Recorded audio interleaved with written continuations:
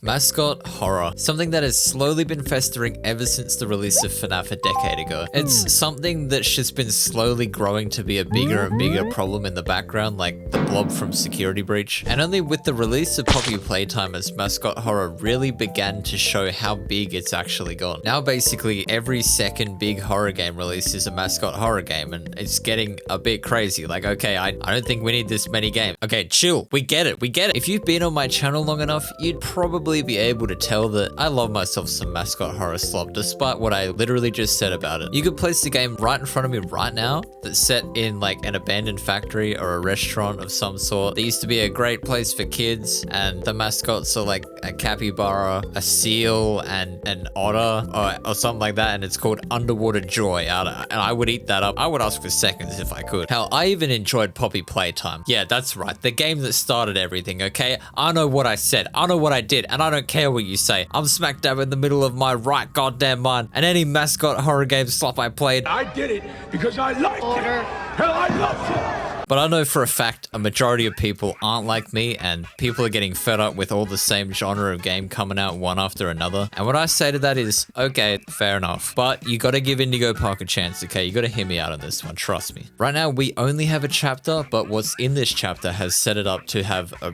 really good story, really good, like, lore. So, Indigo Park Chapter 1 was released May of this year, and I actually played it on stream back when it came out, and I really enjoyed it. It felt like a breath of fresh air after the peak that came out that was Garten of Banban. I know, okay, I was saying before I like all the mascot horror games, but honestly, what the hell was Garten of Banban? Do people over the age of 10 actually enjoy it? Like, I'm dead serious, like, actually. Zumbo sauce, Banban, a pillar boat. Indigo Park has you exploring an old abandoned theme park called, you wouldn't guess it, Indigo Park. You're accompanied by the main mascot of Indigo Park, Rambly the raccoon, and I love Rambly. Look at that little guy, he's so silly. The first cool thing about Indigo Park you notice is that Rambly is like a sentient little AI critter that just bounces around between all the screens, and he sort of helps you around. And he's not like an animatronic or some form of costumed like mascot, so that's something new. And I know we do sort of have this mechanic in other games like Helpy and Ruin, how he like shows up on your screen, but Rambly isn't only just like a helper, he's kind of like the main character of like the park. And I thought this feature was pretty cool and unique despite it somewhat being in other games, but he's kind of like the glitch trap of Indigo Park if you think about it, but like good, at least so far.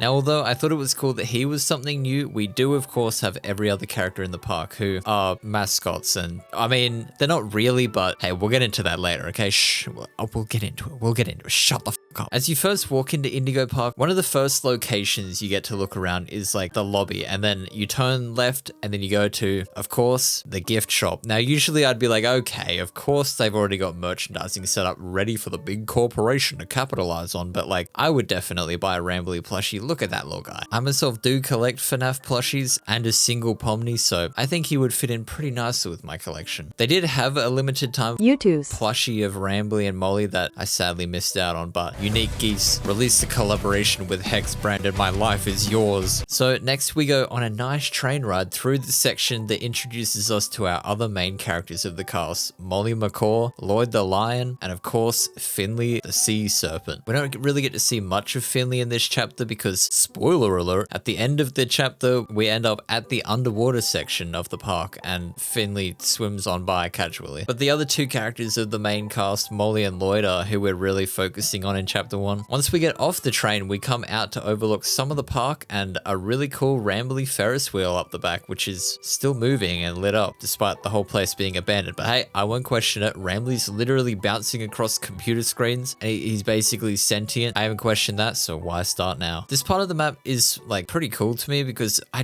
really enjoy the vibes that it gives you, like the level of immersion that you're actually at an abandoned theme park at night, which honestly, I would love nothing more than to go to an abandoned theme park at night. How cool would that be? Hopefully in a future video, it could happen. I would love to do abandoned videos in the future, but who knows, okay? After we take a look around the abandoned sort of store slash restaurant area, we end up inside of Lloyd's big theater. And I really love this part of the game because of how cool like the level design, if you'd even call it that, is. But so this is where we get introduced to the real life iterations of the cartoons we saw earlier on the train. As you're exploring the ends of chapter 1, you start to kind of realize, hey, maybe these guys aren't actually animatronics or robots. For example, Lloyd's fingertips, they seem to be covered in blood, unless that's, you know, sauce for some reason. It's like all over his face, but my game theory for this is either of two things. Either Lloyd had gone on some sort of game ending spree, which ultimately was one of the main reasons that led to Indigo Park shutting down in the first place, so they just left him to rot and didn't clean him up. Or when the park was shut down, Lloyd was locked in his theater and not able to get out, so he tried to get out by clawing away at the doors or something, but that theory doesn't really work because there's nothing to back that. I looked everywhere around his like enclosure thing and there's not a single scratch mark on like anything, so I guess right now it's just speculation. And it doesn't seem like it's too hard for me to get in and out of his theater, so maybe he can just walk right out, who knows. But maybe he just wants to low-key chill and be nonchalant, and I'm just ruining that for him by walking in here. Anyway, I think the reason I even think Lloyd isn't a robot, and am speculating this, is because of the end of the chapter where you meet Molly McCaw. So once you get to Molly's Jetstream Junction, you have a big chase scene where she's chasing you through the tunnels of like a play area, sort of similar to the Poppy Playtime chase sequence, which is where I can see some of the inspiration for the chase most likely came from. But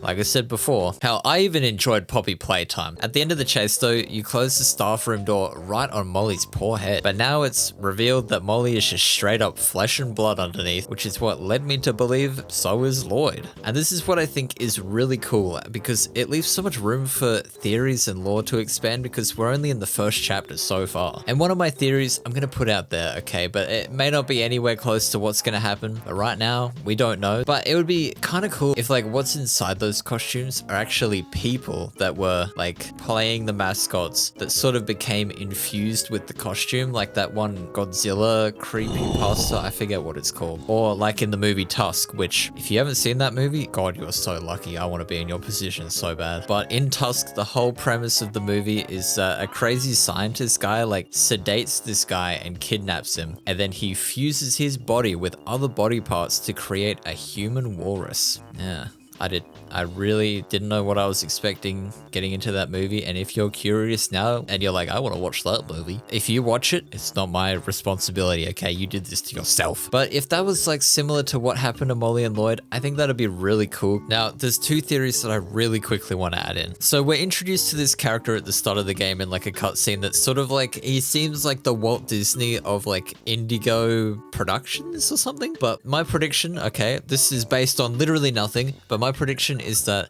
his consciousness was sort of transferred into the code of Rambly. I know it sounds insane, but I'm going to call it now, okay? That's my prediction. It's a one crazy prediction, all right? Because it's just something feels off. I feel like Rambly is like using us kind of. As much as I love Rambly and as cool of a character as he is, I'm so sorry if I'm wrong here, but he just seems like there's something off. I don't know. And I feel like he's probably the guy behind it. And in the end, we're going to be like, oh my God, he was just like Glitchtrap. I was right earlier. And a second, not really theory, but like a prediction, is that when you die to Molly, it says that she can like repeat phrases or things she's heard. And I feel like it's going to be the sort of the same situation as like the Mimic. Like we're going to get led to some location that we weren't really meant to go to because Molly's been able to like replicate Rambly's voice or something. That's another prediction for what I think is going to happen in another chapter of the game. But those are just two predictions I want to put out there so that if they do happen, I can be like, ha, told you so. See? But like overall, I think whatever the team decides to do with the game is going to be great. And honestly, I'm pretty hyped for chapter 2 because I think Finley will be a pretty cool character. I'm excited to see where this game goes, and I think it's going to be one of the really good mascot horror games that we've seen in a while.